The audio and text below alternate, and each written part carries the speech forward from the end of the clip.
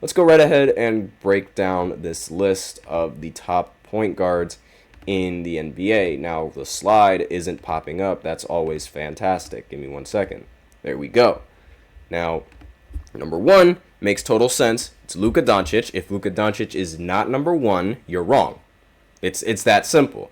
Luka recently made the finals. He's averaged almost a triple-double throughout the entirety of his career. He's been in the running for MVP so many times, especially in the beginning of the season. Like in every single season, he seems to be a favorite to win the MVP until Jokic just comes in and rains all over his parade. And again, Luka Doncic in the postseason, he was fantastic. He was also insane in the regular season, as he always is. And, making the first finals of your entire career it's a pretty big deal. He was third in MVP voting this year. He averaged 33 points per game, 9 rebounds, and almost 10 assists while shooting 48% from the field and 38% from three. He was ridiculous. And one of the craziest things that, I can't believe was actually, I actually believe was that Kyrie and Luka wasn't going to be a good fit. There were a lot of people that thought that this fit wasn't going to end up being great, and that the Mavericks ended up giving up too many players on the defensive side of the ball in order to be good enough of a team to compete. But they proved every single one of those haters wrong. And, they proved me wrong. And again, it's like they were super close to making it all the way and winning it. But ultimately, they ended up losing due to, whether you want to blame it on Kyrie, whether you don't want to blame it on Kyrie, or just the fact that the Celtics are just a better overall team. Either or, they ended up losing, which is unfortunate, but still, he is the best point guard in this league. And SGA, the point guard that is behind Luka Doncic, and, despite the fact that SGA was second in MVP voting compared to Luka Doncic, who was third in MVP voting, I would much rather have Luka Doncic on the team, and I would much rather see him as the best point guard in the NBA as opposed to SGA, mainly because SGA, he by far has the better team than the Dallas Mavericks, but they still weren't able to do much aside from make it past the first round against a team that barely made the play-in.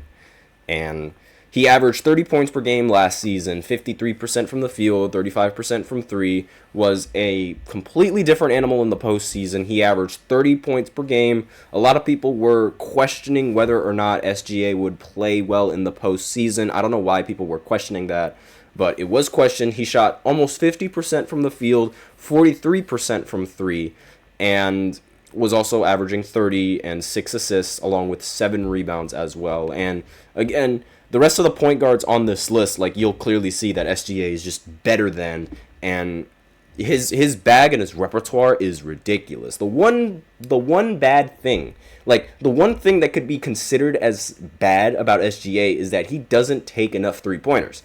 And when your issue is that you don't take enough threes, but you still drop 30 points, I don't think that's really much of an issue. It's like every single game I look at the box scores and SGA has 31 or 32. That is his lucky number. He always gets that, and it's every single game. It's ridiculous. So he's number 2 on this list.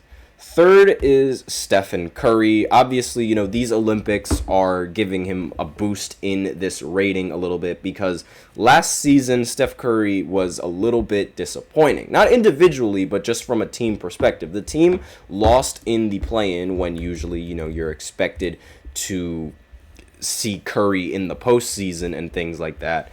But his season, the season that he had last season, it wasn't bad. 26 points per game, 4 rebounds, 5 assists. It just wasn't as broken and as ridiculous as the numbers that SGA and Luka Doncic averaged. So obviously, the Olympics, they're a big part of it. And they're a big part of the reason why he's so high on this list. And on top of the fact that his resume, he is the best shooter in NBA history. He has the most championships compared to anybody on this point guard list. So, I had to put him in here. If he wasn't in here, it was basically a crime. And for those of you guys that might be questioning, no, I do not have Kyrie Irving at point guard. I have him at shooting guard. If you guys are interested in the shooting guards video, that is uploaded in the channel, so you can go right ahead and figure out who I think are the best shooting guards in the NBA. Now, next player on this list is Jalen Brunson. And, this might have a little bit of bias towards it. You might want to put some other point guards above him, but the reality is Jalen Brunson is a bucket. He is an offensive talent. He is an offensive demon. He's ridiculous. He made the Knicks relevant, and that really takes a special person because making the Knicks relevant is so difficult. And he averaged 28 points per game, shot 47% from the field, also shot 40% from three in the regular season. In the postseason, he averaged 32 points per game, shot 44% from the field, 31% from three, and again, he averaged 32 and 7 assists along with that. He also went on a ridiculous streak where he almost broke the record for most consecutive 30-point games in the postseason, I believe. Maybe it was 40-point games. I don't really remember, but I do know that he was a monster in the postseason. I do remember how crazy he was as in the postseason, and the only reason why he's not higher on this list is because his numbers aren't really that crazy, and because he also lost pretty early in the postseason. That's really the only reason why I don't have him higher on this list. And I'm just looking at my notes, by the way, so don't mind me if I'm looking off to the side. But again, Jalen Brunson, he is in my opinion, the fourth best point guard in the NBA right now. And he also, one of the things that I forgot to mention, he passed Carmelo Anthony in postseason points as a New York Knick, which is incredible. And he's also the first player ever to have 40 points with a made three in 4 straight playoff games. And again, that's just ridiculous what he does, especially in the postseason. His performance against the 76ers was nothing short of amazing. Now, next player on this list is Ja Morant. Now, a lot of people are probably not going to put Ja Morant on this list so high, given the fact that he wasn't playing last season. But this is going into the season, and, given what Ja Morant has been able to do so early in his career, I think it would be a sin not to put him as one of the top 5 point guards in this league right now. He averaged 25 points per game in the 9 games that he played. Not a very good 3-point shooter, but he does make up for it for his jumps and just, his peak offensive game that he has. And he's gone in pretty far in the postseason, a little bit. He's made it to the second round when no one really thought he was going to even make it to the second round. And he's also, again, he's made the postseason in every single year that he's healthy. He's the biggest reason why the Grizzlies are a powerhouse of a team. I used to think that the team was just really good and they didn't really need Ja Morant, because there was this one point in time where the Memphis Grizzlies, they were 20-2 without Ja Morant. And, I always thought that Ja, didn't really make the team, but given what has happened this season and how irrelevant the Memphis Grizzlies were, I think you'd be foolish not to put Ja Morant pretty high on this list. Next is Trae Young. Again, one of the more underrated players in the NBA. You're probably not going to want to put him on this list at all if you're a Knicks fan, and you're also probably not going to want to put him this high on the list given how he was injured as well. But despite that, I think Trae Young has been way more consistent than most of the point guards in the entire NBA. And he was one of the biggest stains, I guess you could say, is the fact that the Hawks traded for him. They traded Luka to get him, and it doesn't really seem like he's doing as much as Luka is in the NBA, but he does get the job done. Throughout every single year that he's been in the NBA, he's averaged more assists as the years go on. He went from averaging 8 to averaging 9.3, then 9.7, and now he's finally averaging 10. And he's also averaging 26 points or more in all those seasons as well. And he's a bit inefficient from the field. He has the tendency of being a little bit of a shot chucker, but aside from that, he's very, very consistent. He has been consistent. He's been top 5 in assist averages and total assists in every single season since he's been in the league, aside from his rookie year.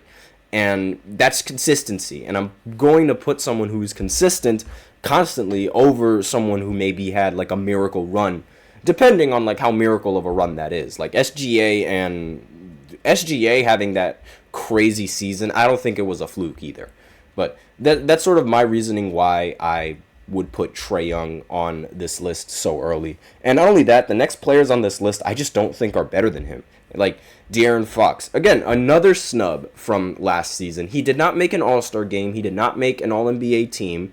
And it's crazy how someone who averages almost 26 points per game isn't even considered for being in the All-Star game. Like, that is insane. Same thing applies with his teammates in Sabonis, but again, like, you know, De'Aaron Fox and his numbers, he averaged 26 points per game, was leading the league in steals, also averaged 5.6 assists, along with shooting 46% from the field, and was in the running for Clutch Player of the Year. Again, it's the fact that he was snubbed, and I really can't see any other point guards aside from the ones that I mentioned being better than him. And you'll see in the list, again, you can go ahead and disagree with this list. It's my list. You can do whatever you want. But again, I just think De'Aaron Fox, he's very talented.